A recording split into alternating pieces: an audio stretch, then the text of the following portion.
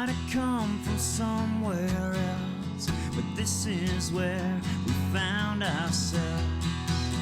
Welcome to the local show.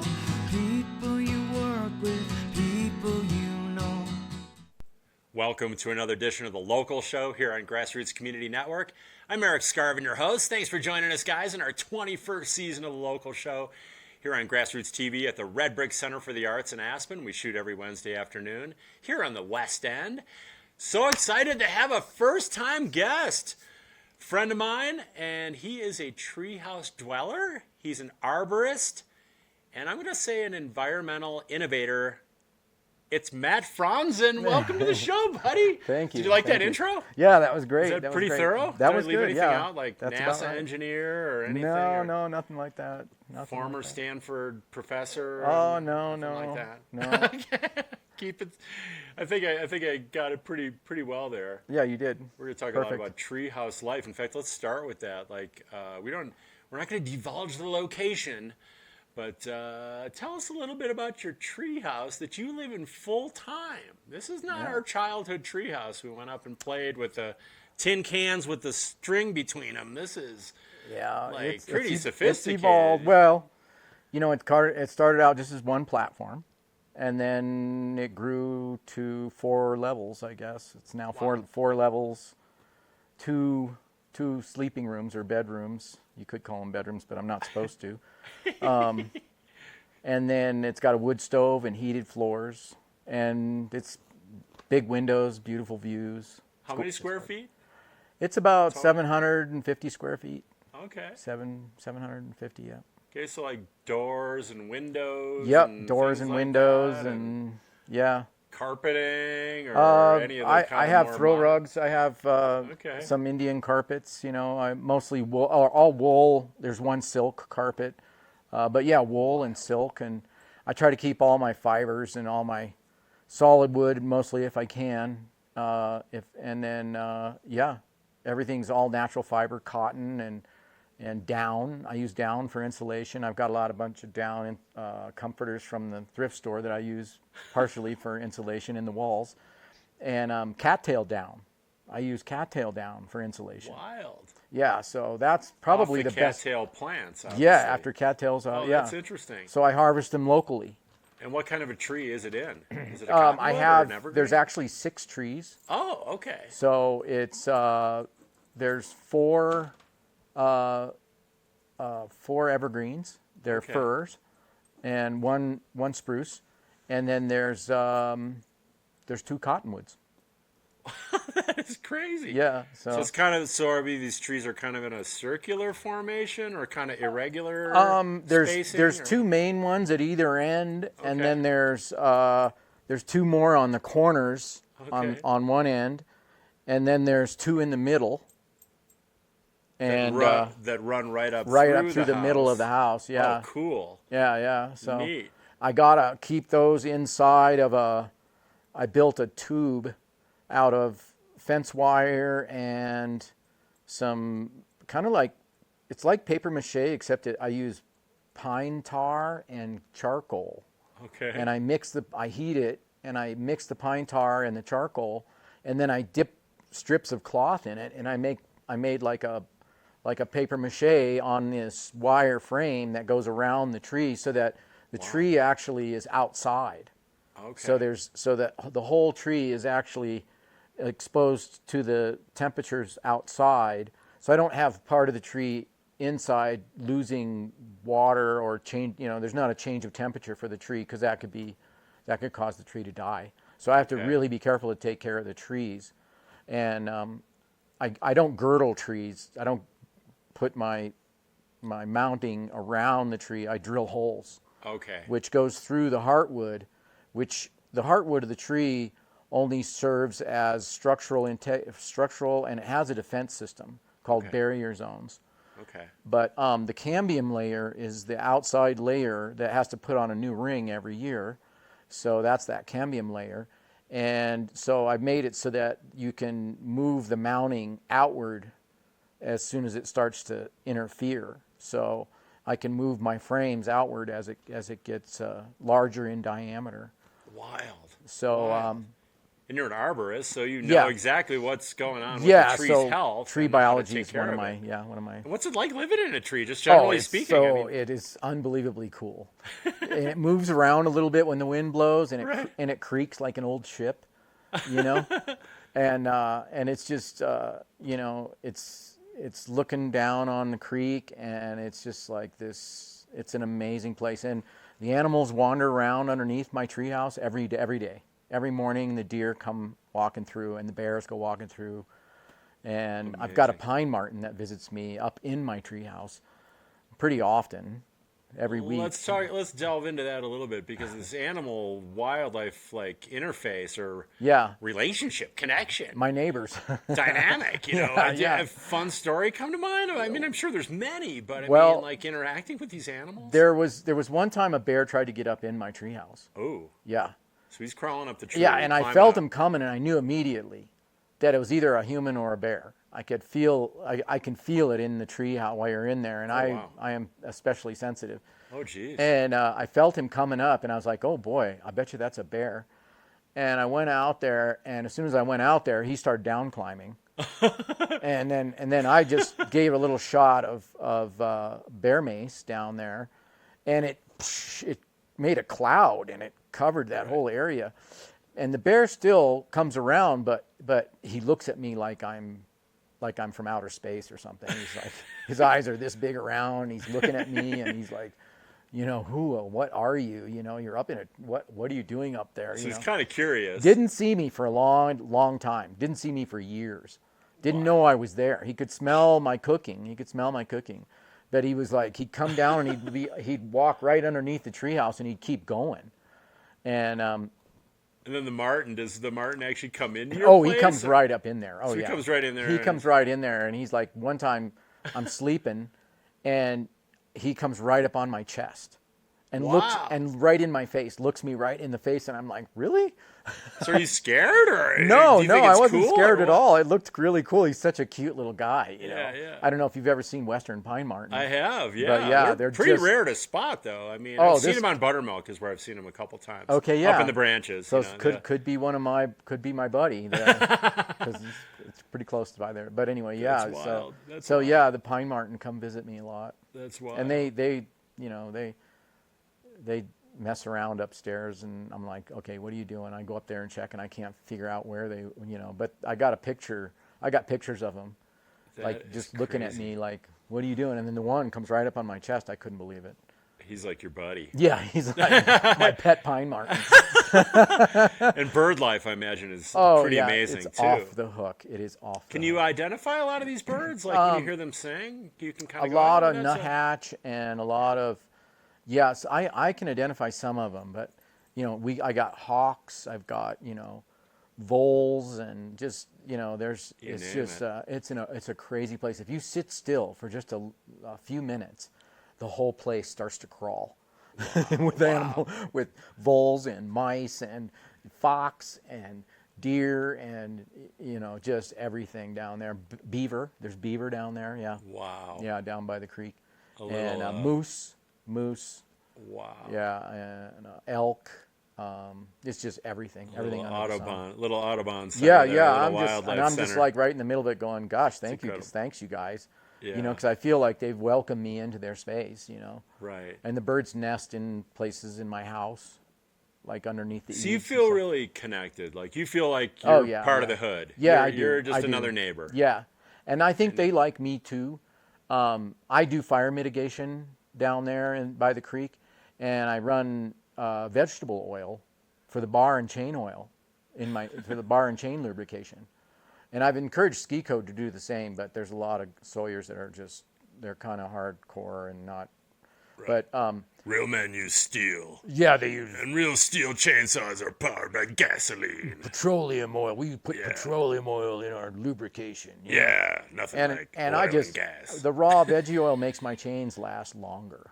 I have a 20-year-old bar that's on one of my saws. That's a 4.6 Magnum, and it's a still 4.6 Magnum. And I stump with that saw. I stick it down in the ground in the dirt and stump with that saw. And the bar is 20 years old and it's still within tolerance.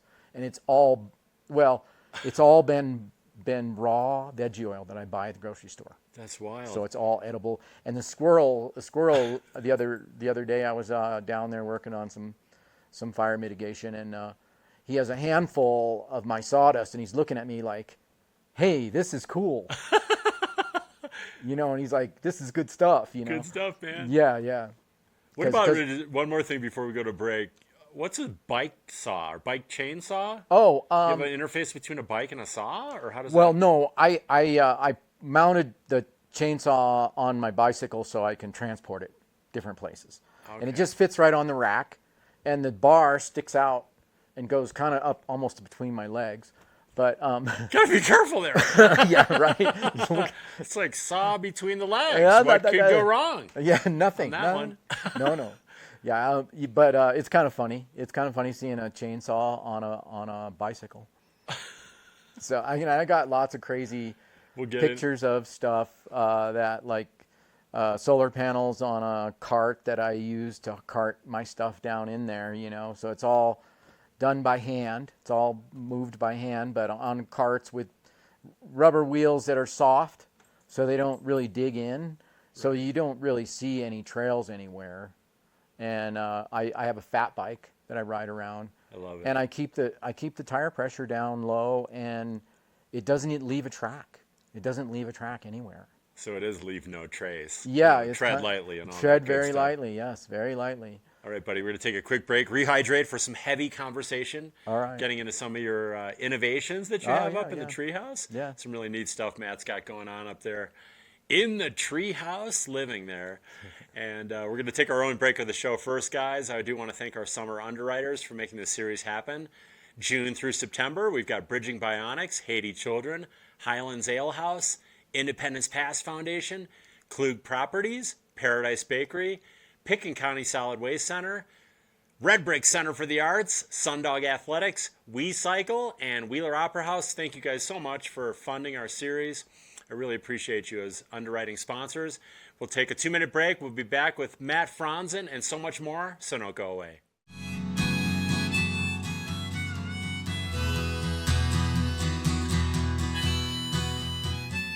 Paradise Bakery and Gelateria is famous for their fresh homemade baked cookies, muffins, and gelato. Locally owned and operated, they're proud of their amazing crew and appreciate locals who've kept them in business, celebrating their 50th anniversary in 2026.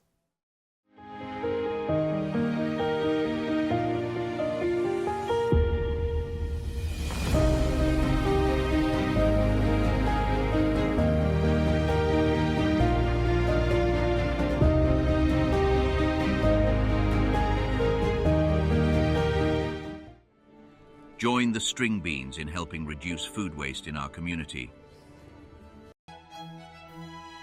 Plan menus carefully and only buy what you need. Collect unused scraps for compost. Ask for smaller portions in restaurants. Take home leftovers to eat later. Donate unopened food to our food bank.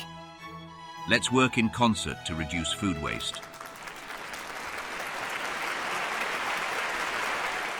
Community is at the heart of Aspen, and I take great pride in being a part of it. I'm Chris Klug, and as a lifelong Aspen resident, my connection to this community runs deep. My involvement in local events and charities isn't just about giving back. It's about staying in tune with the community I love. Allow me to help you find your place in our incredible community together. The Wheeler Opera House in the heart of Aspen, rooted locally, recognized globally. Your destination for music, comedy, dance, theater, and more. Learn more at WheelerOperaHouse.com. Aspen's creative art scene can be found at the Red Brick Center for the Arts, hosting exhibitions by Colorado artists, youth and adult art classes, working artist studios, and nonprofits. The Red Brick is launching the new Aspen Public Art Program. More at redbrickaspen.com. Located slopeside at Aspen Highlands, Highlands Ale House is open daily, offering affordable scratch-made comfort food, delicious beers and cocktails. Ideal after your Maroon Bells adventure or for a family meal. Rehearsal dinners and weddings are a specialty at our beautiful venue. We Cycle offers free 30-minute rides for short transit-oriented trips along the 32-mile corridor from Aspen to Carbondale. New for 2025, Snowmass Village riders can access e-bikes at 11 popular locations. Learn more at wecycle.org. I'm Amanda Boxtel, founder and executive director for Bridging Barnett's Foundation. Our Centre for Neurorehabilitation enables our entire community to get upright and regain mobility. We are where care continues. Restoring and protecting the ecological integrity of Independence Pass for 36 years.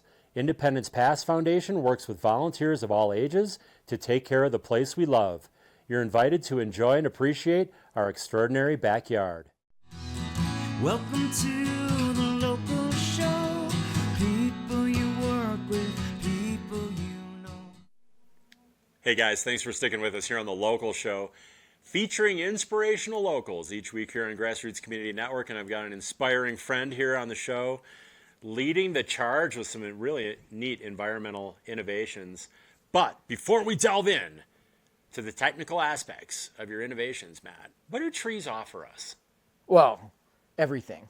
It's everything. I mean, if you think about ethnobotanicals, which is the cultural use of plants, you know, their housing, their food, their oxygen, their, you know, anti-erosion, they're everything. Beauty, just their sheer beauty is incredible. And they're actually very useful as a foundation for a house, because I planted other trees to take over when these trees die, if they die, you know, wow.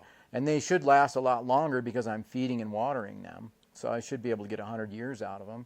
And then by then I'll have other trees to take over. So it's not something that's just temporary. It can be a permanent solution to housing. And it leaves the space under the trees open for the animals and plants. Yeah. Everything's still growing. I never cut one living tree. It just hurts when I hear about these, you know, dozens or hundreds or thousands of trees getting killed locally, typically for development. Yes. Whether it's ski area development, like opening Pandora's box, over 3,000 live trees were killed for that. That's why a lot of us were opposed to the environmental aspects of that. Or a guy on Red Mountain that takes out 100 for his view. Obviously, there's penalties in some of these cases. It's not even legal. But it just hurts me, like, in my heart, because I feel like living here over 40 years and now guiding for about 30, especially guiding, hiking, and snowshoeing, we're really connecting to these trees. And, you know, you see the animals up there, you know, who lives in, you know, relies on them for habitat and beauty and shelter. Like you mentioned, all this oxygen. Yeah. It's like, it hurts. Like like we're killing ourselves when we kill them. Yeah.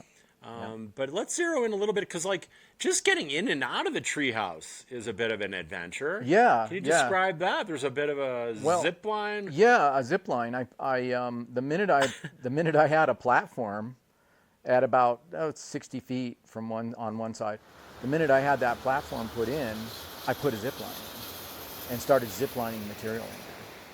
Is that fun to do? Oh yeah, it was totally. Like fun. How long is it? Like it's only 150 feet. Okay, it's a fair distance. It's a short zip line, but you get off the ground quite a bit by the time it gets into the treehouse. It comes from the rim of the creek valley. Okay. So so it's higher, a little higher than the top level of my treehouse, because the trees that I'm in are halfway down the very steep ravine that goes down to the creek. Okay. So I zip line in. That's how I get home. I can zip materials out. Well, I pull them. I have a tag line. Okay. Attached to the truck that has the pulleys that carries me or whatever I'm putting on there into the treehouse. So how high is the treehouse itself above the ground? The highest part of it is probably 80 feet. Okay. Up. So it's a fair distance up and there. then it gets down to about 20 feet at the lowest level. There's 4 levels. Okay. So at the lowest level, you're probably 20 feet off the ground. That's incredible. But the light gets in there, and there's stuff growing down there, has been growing down there the whole time. Nothing's changed. And winters aren't too much of a hardship when we start getting into the cold and the snow, and which is about, over half the year in Aspen. So I put in a wood stove, and I put a coil inside the stovepipe, and I hook up a little pump to my solar panels that pumps propylene glycol through the floor, and it goes, so the wood stove heats the solution, the propylene glycol, that's in a coil, that's in a special custom-made housing that I built on the stove. And then I also put in a cold air intake on the stove. And I had to modify the wood stove a little bit because in order to get a cold air intake, it had an intake on the door. So I had to cut a hole in the cast iron on the bottom and put a damper on it.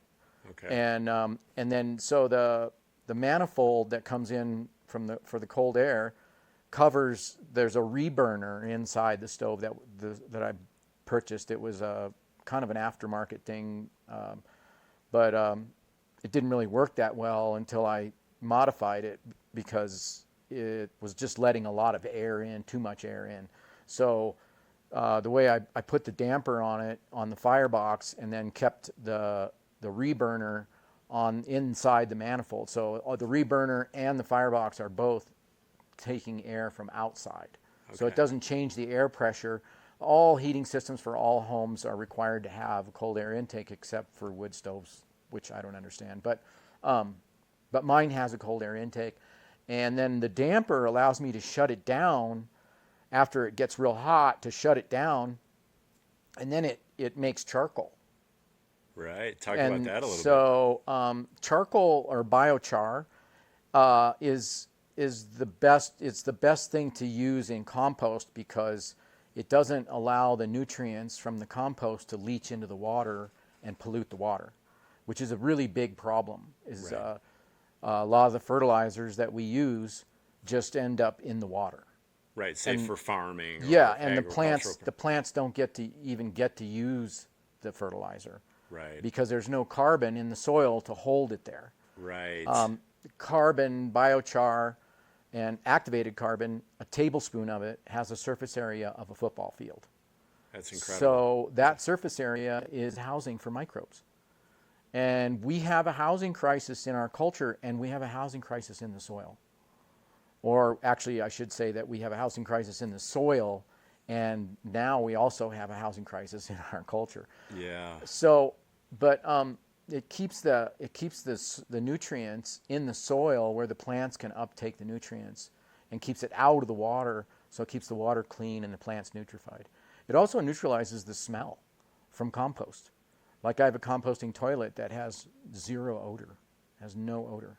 Talk about the energy aspect, because this biochar also can be used for energy production. So I'm building right now I'm building a cogen, which I'm using thermoelectric generators, which is the same way that they power the Voyager spacecraft.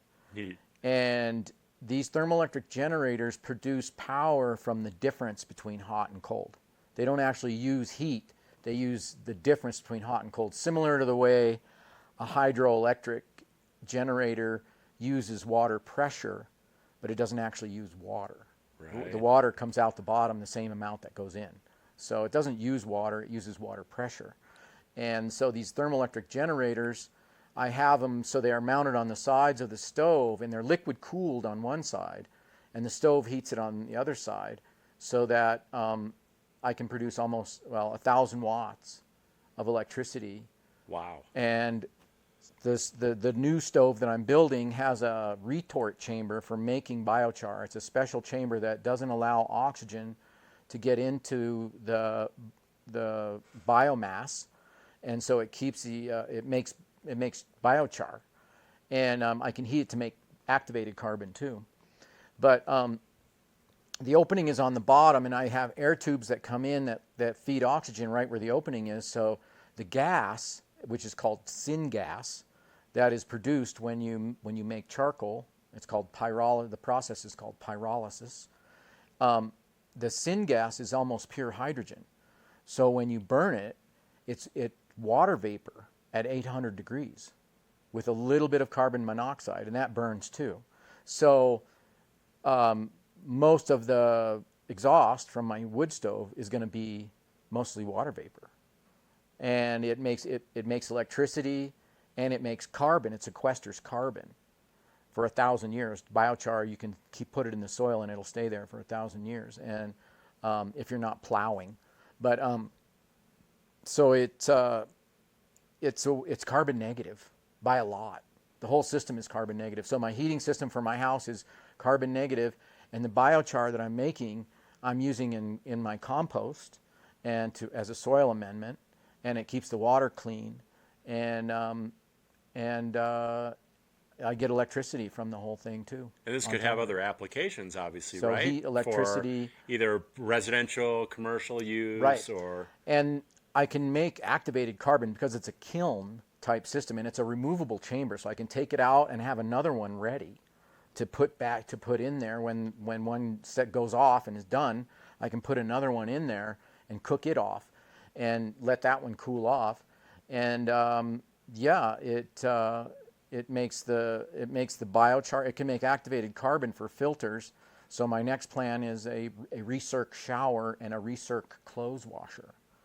So I will eliminate the need for domestic water. I can run on a reservoir for a huge amount of time, and it uses very, very little water. So it's almost, what I'm doing is almost, the water is almost more important than the carbon negativity. Right. And so yeah, carbon negative.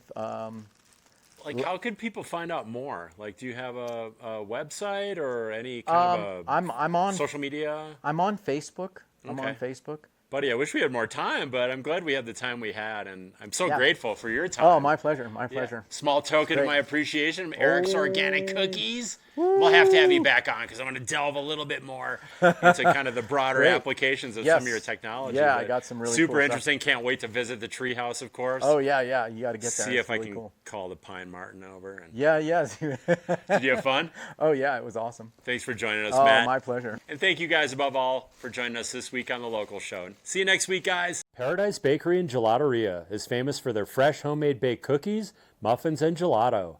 Locally owned and operated, they're proud of their amazing crew and appreciate locals who've kept them in business, celebrating their 50th anniversary in 2026.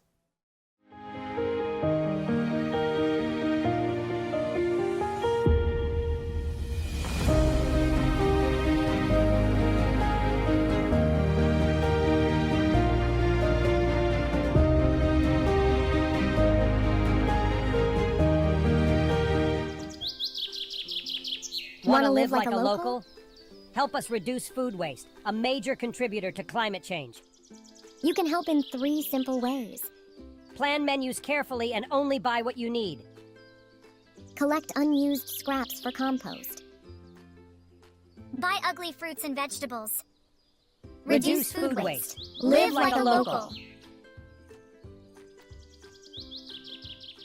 From Olympic podium to Aspen real estate, I'm Chris Klug, and I know what it takes to succeed. As an athlete, I mastered perseverance and strategy, qualities I now bring to real estate. Whether you're buying or selling, my dedication and commitment are unwavering. Together we'll navigate the market and achieve your real estate dreams.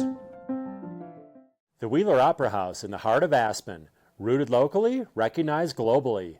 Your destination for music, comedy, dance, theater, and more. Learn more at WheelerOperaHouse.com.